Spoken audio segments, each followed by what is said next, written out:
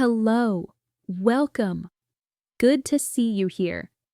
Today you'll learn words native speakers use every winter, but textbooks don't teach. How are you today?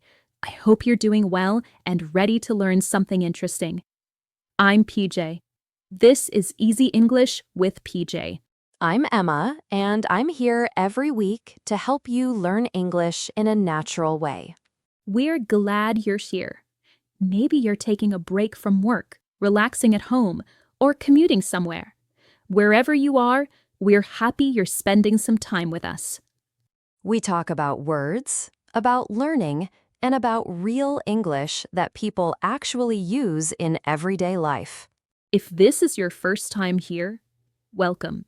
This is a practice conversation designed to help you learn English naturally. And if you're a regular listener, thank you for coming back. Today's topic is winter sports vocabulary. Winter is here, and whether you see snow where you live or not, winter sports are popular everywhere. You see them on TV, hear people talking about them, read about them online. The vocabulary is fascinating. Some words are simple, some are surprising, and some will genuinely blow your mind. I teach English, and I'm passionate about winter sports. I know this vocabulary inside and out. In today's conversation, Emma will share the most useful winter sports words with you. These aren't boring lists, but real words in real context that you can actually use. Emma, how are you doing today? I'm doing really well, thanks. Feeling energized and ready to teach. That's great. Have you been staying active? Yes, I've been getting outside when I can. The weather's been cold lately. It has. Perfect winter weather. Exactly. And that's why I love this time of year. It's perfect for winter sports. You enjoy winter sports? Absolutely. Skiing, skating, all of it. Winter is my favorite season. Perfect. Because that's exactly what we're discussing today. I know. I'm excited about this. You've got some great vocabulary to share. The best vocabulary. These are words people genuinely need to know. Then let's jump in. Emma, let's start with the basics. What are the main winter sports? The big four are skiing, snowboarding, ice skating, and ice hockey. Tell me about skiing first. What's the basic vocabulary? Well, skiing is the sport itself. A person who skis is called a skier. For equipment, you need skis. Those are the long things you attach to your feet. Skis is always plural, right? Always. You have two skis, never just one ski. You also need ski poles, the sticks you hold in your hands to help you balance, turn, and move forward. And what about boots? You need ski boots. They're hard and tight, but necessary for safety and control. Where do people ski? On a mountain, on a slope, or down a hill. A mountain is large, a slope is the side of a mountain, and a hill is smaller. What do you call the top? The summit, or just the top. Then you ski down, or go downhill. How do you describe what skiers actually do? What are the action words? The basic verb is ski. I ski, you ski, he skis. Past tense is I skied. It's a regular verb, so you just add ed. How do you describe going down the slope? Go down the slope, or ski down the mountain. If someone's going really fast, you say speed down, go fast, or race down. Going slowly is take it slow or ski slowly. What about stopping? You can stop, brake, or slow down. To actually stop on skis, You turn them inward to form a pizza shape. We call it making a pizza. A pizza? That's interesting. It's how kids learn. When your skis form a pizza slice shape, it helps you stop. What about turning? You can turn left, turn right, or make turns. A sharp turn is quick and tight. A gentle turn is slow and wide. What about when people fall? You can say fall, wipe out, or crash. Fall is neutral. Wipe out sounds more dramatic. Crash sounds the most severe. Do beginners fall often? All the time. It's completely normal and part of the learning process. Let's move to snowboarding. How similar is it to skiing? Similar in some ways, but different in others. You use a snowboard, one board instead of two. You stand on it sideways with both feet on one board, facing to the side instead of forward. That sounds challenging. It's different. Some people find it easier than skiing, others think it's harder. What else do you need? Snowboard boots and bindings. Bindings attach your boots to the board. No poles. You just use the board and your body for balance. What do you call someone who snowboards? A snowboarder. You can snowboard, ride, or shred. Shred? That's slang. It means to snowboard really well, like, I'm going to shred today. What about tricks? Snowboarders perform tricks, jumps, spins, and flips. A jump is basic. You go off a ramp and fly through the air. A spin is rotating in the air, like a 360, which means a full circle. A flip is when you flip upside down in the air, very advanced and quite dangerous. Let's switch to ice skating. What's the essential vocabulary? The sport is called ice skating, or just skating. You wear ice skates, special shoes with metal blades on the bottom. They're sharp and cut into the ice. Where do people skate? On ice, usually at an ice rink or on a frozen lake. An ice rink is an indoor or outdoor area specifically made for skating. Frozen lakes are natural ice, but only safe if the ice is thick enough. What are the main actions? You skate or glide on the ice. Glide means to move smoothly and effortlessly. You also push off. Use one foot to push while the other glides. How do you stop? You use your blade. Turn it sideways and scrape the ice. Can you skate backwards? Yes, but it's more difficult than skating forward. Do beginners fall a lot? Constantly. Ice is slippery, so falling is expected. Now let's tackle ice hockey. It's a team sport with 2 teams of 6 players each on the ice, trying to score goals. They use a puck, a small, flat, round piece of black rubber, spelled P-U-C-K. How do they hit it? With a hockey stick, a long stick with a curved end called the blade. Where are they trying to get the puck? Into the goal, or net, specifically the opposing team's goal.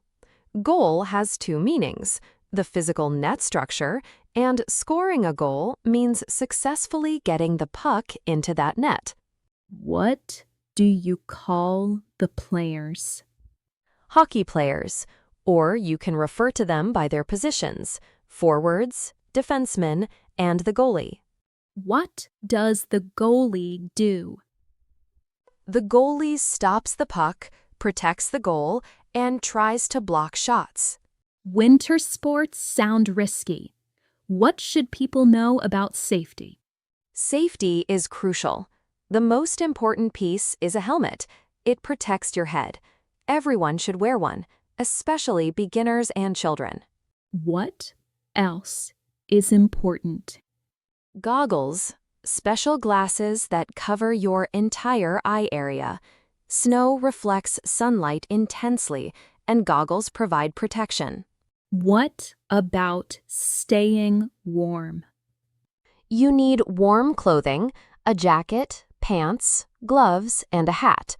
Ski jackets and ski pants are waterproof. Gloves should be thick and insulated. A face mask or neck warmer helps cover your face from cold wind. For hockey, is there more? Much more.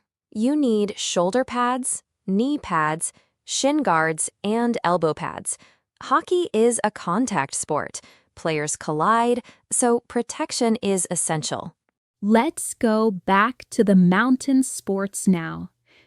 What vocabulary describes different types of slopes? There are difficulty levels marked by colors: green, blue, and black. Green is easy, blue is intermediate, and black is advanced. What's a green slope like? Gentle and not steep, perfect for beginners.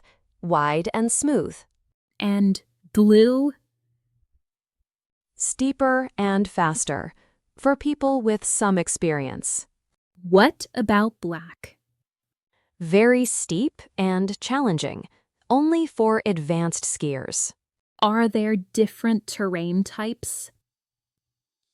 Yes, groomed runs are smooth, machines flatten and prepare them, good for beginners and anyone wanting controlled skiing.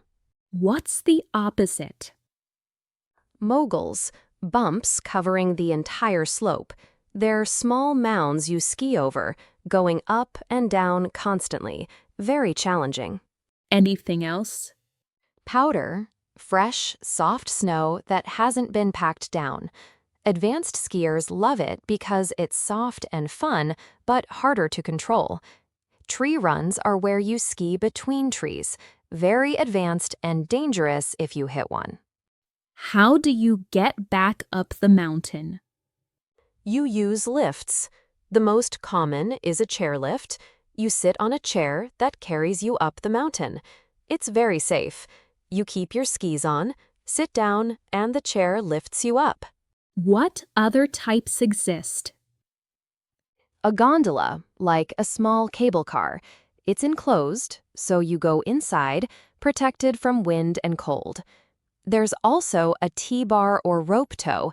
You hold on, and it pulls you uphill while you're still wearing your skis. What do you call the bottom of the mountain? The base, or base area, that's where you'll find lodges and lift stations. What's a lodge?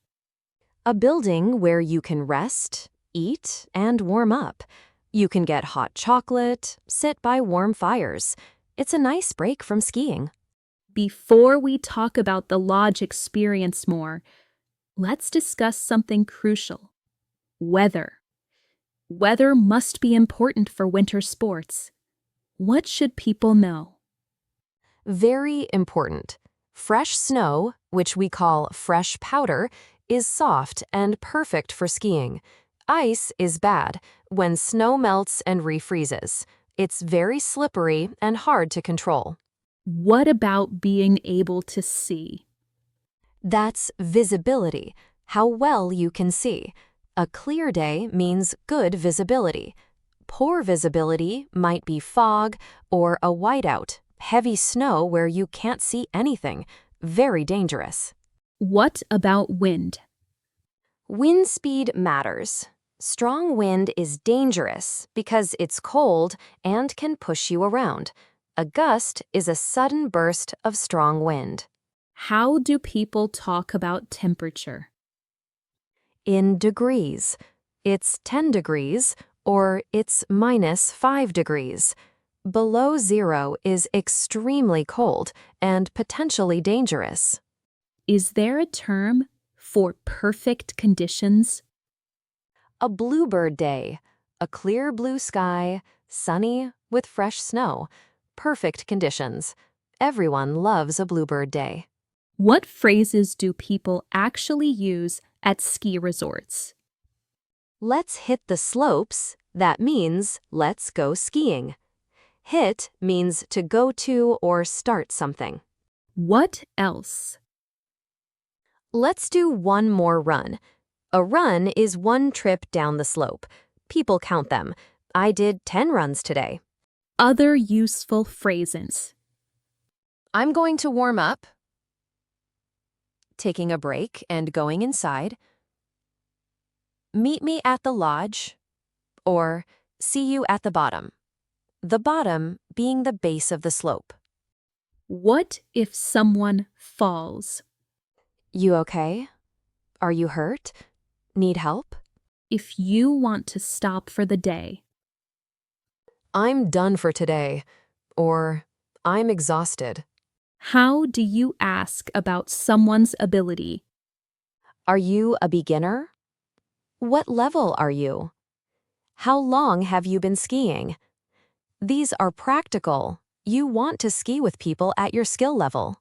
What vocabulary covers injuries and problems? Common injuries include a sprain, usually to your ankle or wrist. It's an injury to a joint. Not broken, but it hurts and swells. What about broken bones? We call it a fracture or a break. Very serious, you need a doctor, and must stop skiing immediately. Any other injuries? Bruises, purple or blue marks on your skin. Not serious. Cuts are less common but possible, especially from sharp ski edges. Who helps when someone's injured? Ski patrol, like paramedics for the mountain. They rescue people, provide first aid, and bring injured people down safely using a special rescue sled. What if someone gets lost? Stay calm, call ski patrol, or ski downward. Never enter closed areas, dangerous zones that are out of bounds and off limits. What about renting equipment? You can rent at the ski resort's rental shop. Everything: skis, poles, boots, helmets, even clothing. You tell them your size and skill level, and they provide appropriate equipment. How do you pay? Usually by the day, though you can rent for a week. It's reasonable and definitely cheaper than buying your own equipment. What about lessons? Most resorts offer group lessons and private lessons. Group lessons are more affordable. You learn with other people. Private lessons cost more but give you one-on-one instruction. How long do lessons last? Typically 1 or 2 hours, or you can book a half-day or full-day lesson. They teach the basics: how to stand, stop, turn, and stay safe. Should beginners always take lessons? Absolutely. Never try to learn alone. It's dangerous. Always get proper instruction from an instructor, either a ski instructor or snowboard instructor. Are there other winter sports we haven't covered? Many more. Sledding is riding down a hill on a sled, a small board or platform you sit on. It's more recreational. Children do it, and some adults enjoy it too. What about snowshoeing? Walking through deep snow while wearing snowshoes, special oversized shoes. Regular shoes sink into snow. Snowshoes distribute your weight so you can walk on top. It's like hiking in winter conditions. What's ice fishing? Fishing through a hole cut in frozen ice, very popular in certain regions. You sit on the ice and wait for fish. What about curling? A team sport played on ice. You slide stones across the ice, trying to hit a target. They're heavy, round stones with handles. You push them and they slide. It's unusual, but it's even in the Olympics. Emma, if someone wants to learn all this vocabulary, what should they do?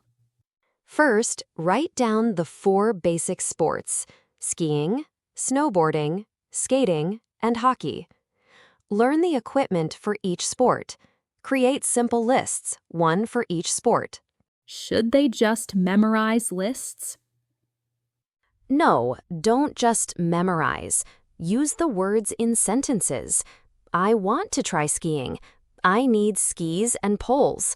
The skier went down the slope. What else helps? If you live near snow, go outside and name things you see in English. Snow, ice, cold, mountain.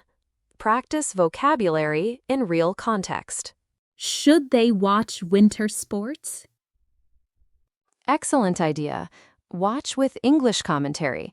You'll hear the words being used naturally, which aids learning. Should they practice pronunciation? Always. Say the words out loud. Skiing is 2 syllables. Ski-ing, not 1. Many people mispronounce it. Anything else? If possible, try a winter sport yourself. Real experience helps you remember vocabulary because the words become connected to actual experiences. Emma, this has been fantastic. So much useful vocabulary. Thank you, PJ. I enjoyed teaching this. So what's next for our listeners? Don't try to memorize everything at once. That's overwhelming and ineffective.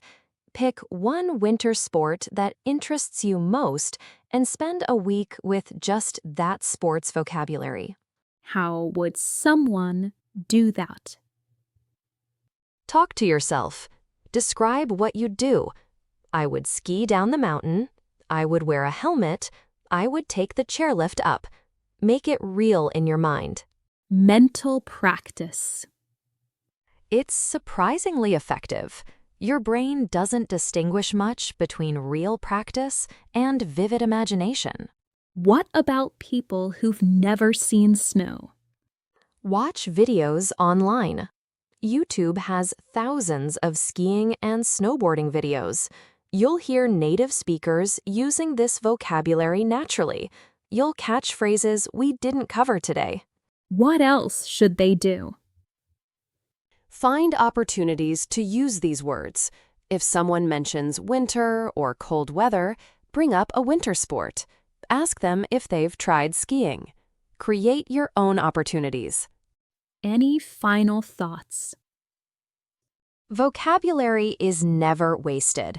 Even if you never ski, these words appear constantly in movies, news, conversations, and books. Winter sports vocabulary often appears in metaphors. It's all downhill from here, or we're on a slippery slope. Understanding the literal meaning helps you understand the figurative meaning. That's a great point. Language connects in unexpected ways. It does. And the more vocabulary you know, the more connections you'll discover. If this helped you, please follow Easy English with PJ. We're here every week with practical, useful English. Share this with someone who loves winter sports. Leave a comment about your winter sport experiences. Have you tried skiing or skating? What was challenging? What was enjoyable? Ask us anything. Your questions help us create better content. Next time, we'll discuss something new. Until then, stay warm and enjoy winter. Practice your new vocabulary. Learning English is like skiing. You start slowly, you fall sometimes, but gradually you improve and gain confidence. Don't give up. Keep practicing. You're doing great work. Take care, everyone. See you next time. Goodbye. Goodbye, everyone.